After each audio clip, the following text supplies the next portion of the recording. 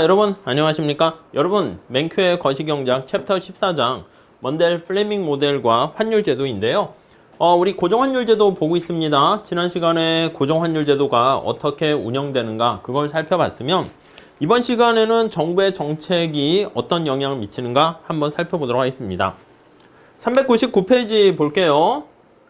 자, 지난 시간에는 어떻게 운용될까? 이걸 봤고 이번에는 재정정책을 실시했을 때 미치는 효과 한번 보도록 하겠습니다. 자, 이왕이면 확장적 재정정책 실시하는 걸 살펴보도록 할게요. 자, 고정환율제도 하에서 거기 보시면 첫 번째 줄에 소국 개방 경제가 경제에 어떤 영향을 미치는가 볼 건데 정부 지출을 증가시켰다 이렇게 한번 생각을 해볼게요. 자, 정부가 정부 구매를 증가시키거나 아니면 텍스를 줄임과 텍스를 감면했습니다. 자, 그러면 이러한 정부의 정책은요. 오케이. IS 곡선을 우측으로 이동시키게 되는 것이죠. 자, 그래서 IS 곡선이 우측 이렇게 이동하는 거 알 수가 있습니다. 자, 그래프를 가지고 한번 살펴보도록 할게요. 자, 우리 400페이지 그래프를 한번 살펴보도록 하겠습니다. 자, 수평축은 Y고요. 여기가 환율 이렇게 되어 있어요. 자, 고정환율 제도니까 이 환율에 맞춰가지고 얘기를 하려고 해요. 이렇게. 자, 그 다음에 이렇게 돼 있는 상황에서 LM 곡선은 이렇게 수직으로 되어 있고요.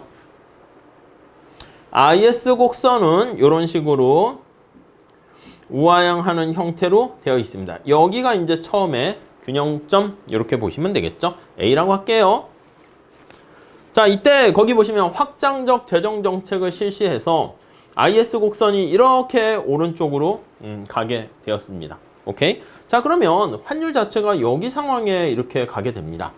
그럼 지난 시간에 우리가 고정환율 제도 하에서 운영 정책을 살펴봤는데 이렇게 되면 환율이 올라가는 거 아니겠습니까?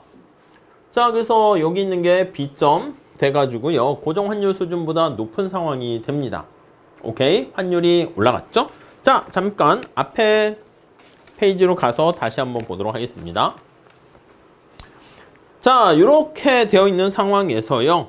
거기 세 번째 줄 볼게요.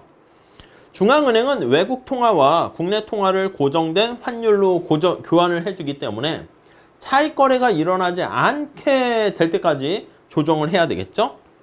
재정거래인은 중앙은행의 외국 통화를 매도해서 환율 상승에 대응하여 통화가 자동적으로 확대된다. 우리 지난 시간에 본 것처럼 1달러당 100엔이었었는데 150엔으로 거래가 되고 있으면 그러면 내가 2달러 가지고 엔화를 사는 거야, 시장에서. 그 다음에 중앙은행에 가서 바꿔주세요 하게 되면 내가 1달러 이득을 얻게 되는 걸 봤었잖아요.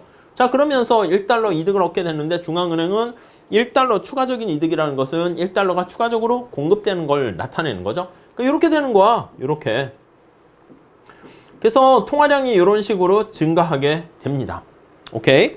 자, 그래서 거기 보시면 통화가 자동적으로 확대되고 결국 LM 곡선이 우측으로 이동하게 되는 거 알 수가 있습니다. 자, 그래서 여기 보시면 C점으로 되는 거.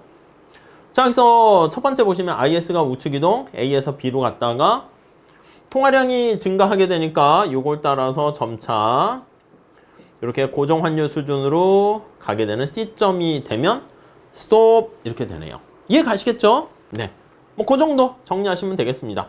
결국 여기 그림에서 살펴봤을 때 환율은 원래 상태로 되돌아오고요. 국민소득은 어떻게 됩니까? 여기 나와 있는 것처럼 Y1에서 Y2로 증가한다라는 것을 확인할 수 있겠습니다. 따라오셨죠? 오케이. 자, 그 다음에 금융정책을 실시하는 경우 한번 볼까요? 금융정책. 이것도 확장적 금융정책을 실시하는 걸로 우리 한번 생각해 봅시다. 통화량을 증가시킨다. 이렇게 한번 생각을 해 볼게요. 자, 첫 번째 줄 볼게요. 중앙은행이 왜 어떻게 통화량을 증가시킵니까? 하면요. 채권을 일반으로부터 매입을 합니다. 채권을 매입하면 대신 통화량이 증가하는 거죠. 나가게 되니까. 자, 그러면 자, 오른쪽에 그래프 한번 보도록 할게요. 여기다 그릴게요. 자, 이 고정환율 이렇게 있습니다. 환율이 고정된 상태에서 LM이 이렇게 있고 IS가 이렇게 있습니다. 네, 뼈대만 그리도록 하겠습니다. 자, 그러면 여기 나와 있는 것처럼 LM 곡선이 우측으로 이렇게 이동을 해요. 통화량을 증가시켰으니까 자, 여기다가 살짝 색깔을 바꿔서 한번 이렇게 표현을 해볼까요? 자, 이렇게 됐습니다. 자, 그러면 좋아요. 꼬불꼬불. 자, 그러면 이렇게 돼 있는 상황에서요. LM 곡선이 우측으로 이동하게 되고요. 자, 그림에서 나와 있는 것처럼 고정 환율보다 환율이 밑에 수준으로 떨어집니다. A점에서 B점으로 떨어져요. 그러니까 원래 환율을 이렇게 고정시키려고 했는데 시장에서 거래가 되는 환율은 훨씬 더 낮은 수준에서 결정이 됩니다. 따라오셨죠? 자, 그러니까 이렇게 돼 있는 상황에서는 어떻게 돼? 여기 보세요. 환율이 높은 상황에서는 통화량이 증가하잖아. 환율이 이렇게 낮은 상황에서는 오히려 반대로 통화량이 감소합니다. 네, 균형으로 가야 되니까. 그래서 얘가 이렇게 갔다가 다시 원래 상태로 되돌아오게 되는 거. 그러니까 통화량이 다시 감소하게 되는 거 알 수가 있습니다. 자, 책을 보면서 정리합시다. 자, 400페이지 세 번째 줄 보세요. 환율이 하락했습니다. 이렇게 환율이 하락했습니다. 세 번째 줄 보시면 중앙은행은 고정환율 수준에서 외국 통화와 국내 통화를 매입하거나 매도할 것을 약속했어. 교환 비율을 1달러당 대겐으로 하겠다. 약속을 했습니다. 자, 재정거래인은 중앙은행의 국내 통화를 매도하여 환율 하락에 대응을 하고요. 대응을 하고 달러의 가치가 떨어지기 때문에 달러를 그냥 갖다 파는 거야. 그래서 그렇게 대응을 하고 통화 공급 LN 곡선이 원 위치로 돌아가게 된다. 따라서 금융정책은 고정환율 제도에서 어떻게 해요? 얘가 이렇게 국민소득이 증가했다가 그대로 되는 상황이니까 아무 효과 없네. 이런 결론을 이르게 됩니다. 자, 환율은 그대로 가만히 있고 국민소득도 그대로 변화가 없습니다. 오케이? 이해되셨죠?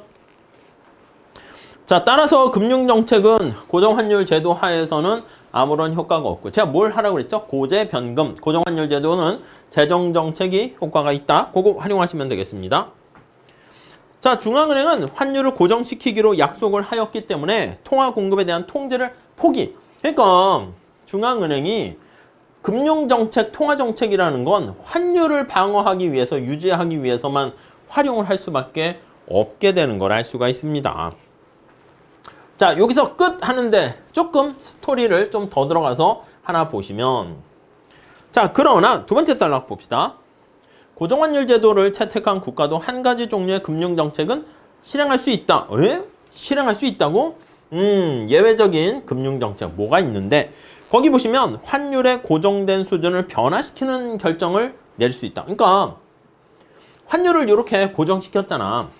근데 이 고정된 환율 수준을요 조정을 할 수 있다는 거야. 그래서 거기 보시면 통화 가치의 하락을 평가 절하, 통화 가치 상승을 평가 절상. 자, 그래서 환율을요 평가 절상하거나 이렇게. 그럼 환율 자체는 이제 올라가도록 만들게 되는 겁니다. 그러니까 달러의 가격을 비싸게 만드는 거죠. 아니면은 평가 절하하거나 이렇게요. 그러니까 우리가 이제 환율이 고정되어 있는 상태에서요. 환율 고정된 수준을 올리거나 낮추거나 이걸 조정을 할 수가 있게 된다는 것이죠. 자, 그래서 평가 절하의 경우 LM 곡선은 오른쪽으로 이동하게 되고 여러분 평가 절하하게 되면 이거를 밑에 만약에 내리게 되는 거 생각하시면 되겠습니다. 그러면 A당 쪽에 내려가면 따로 안 그려도 되겠죠?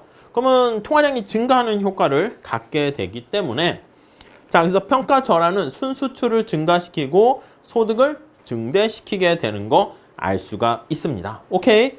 자, 그래서 요 평가 절하 절상 요게 이제 사실은 어떻게 보면 효과를 보이게 된다라고 정리하시면 되겠습니다. 자, 반대의 경우는 그냥 넘어가시죠. 오케이? 자, 그 다음 사례 연구는 마지막에 한번 같이 정리해 보도록 하겠고요. 그 다음에는 무역정책 한번 체크해 보도록 하겠습니다. 자, 여기 좀 지워서 다시 한번 정리 좀 해봅시다. 이렇게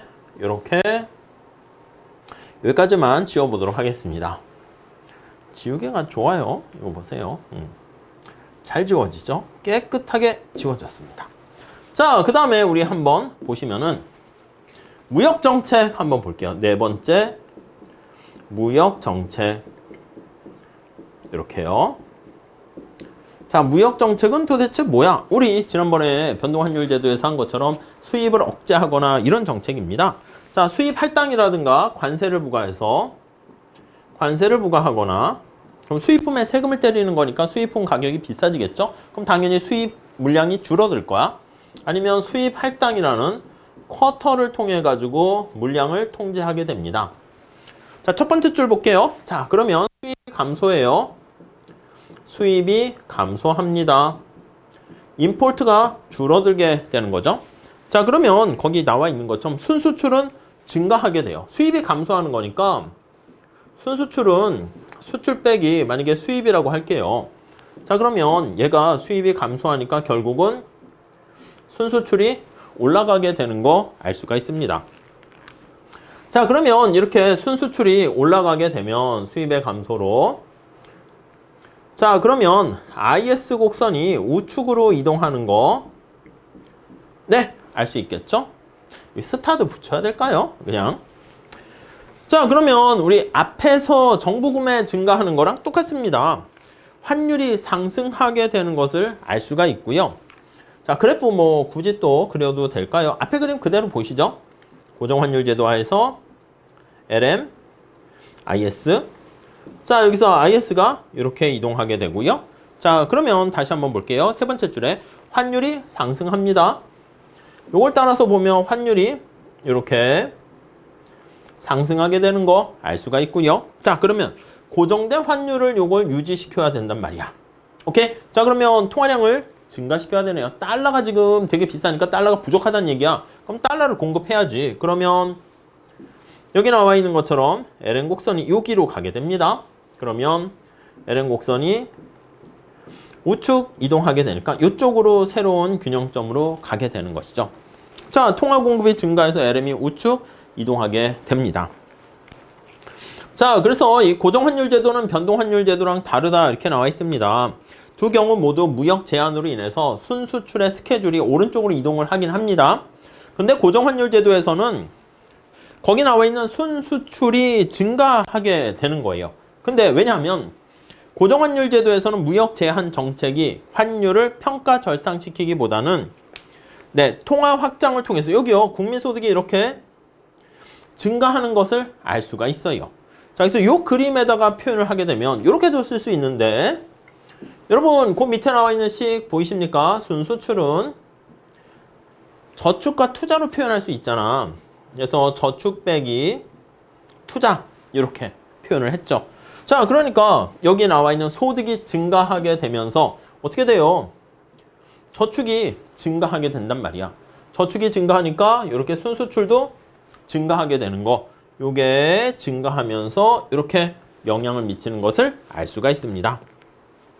자, 그래서 밑에 소득이 증가하면서 저축이 증가하고 그 결과 순수출은 증가한다 라는 것을 확인할 수 있겠습니다. 자, 그 다음에 오른쪽에는 요 요약이 나와 있습니다. 요거에 대한 정리 한번 보시죠. 자, 거기 표를 보시면 먼델 플레밍 모델에 대한 정책 효과의 요약이 있는데 정신없어요. 근데 여러분들은 국민소득 측면에서만 살펴보시면 지난 시간에 봤었던 것처럼 고정환율제도 하에서는 재정정책이 효과가 있고요. 요게 변동환율제도에서는 금융정책이 효과가 있다. 그래서 고재변금 이렇게 암기하시면 좋겠습니다. 자, 거기에서 환율이 올라가나 내려가나 할 때 고정환율제도는 당연히 환율이 고정돼 있으니까 빵빵빵 이렇게 변화가 없다는 것이고요. 그리고 변동환율제도에서는 환율이 오르락 내리락 되는 거 알 수가 있겠죠. 국민소득이 증가하냐 감소하냐가 여기 정리되어 있는 겁니다. 그렇기 때문에 고정환율제도 하에서는 재정정책, 확장적 재정정책이 국민소득을 증가시키고 변동환율제도 하에서는 금융정책이 국민소득을 증가시킨다. 거기 화살표 위로 올라가는 게 증가한다. Y에 초점 맞춰서 보시면 되겠습니다. 자, 이렇게 해서 우리가 이번 시간에는요, 지난 시간에 이어서 고정환율제도 하에서 운영 방식, 그리고 재정정책, 금융정책, 무역정책이 어떻게 그래프로 반영돼서 나타낼 수 있는가 우리가 살펴봤습니다. 자, 이 정도 정리하시고 다음 시간에는요. 이자율 차이에 대한 4절의 내용을 진행하도록 하겠습니다. 다음 시간에 이어서 할게요. 감사합니다.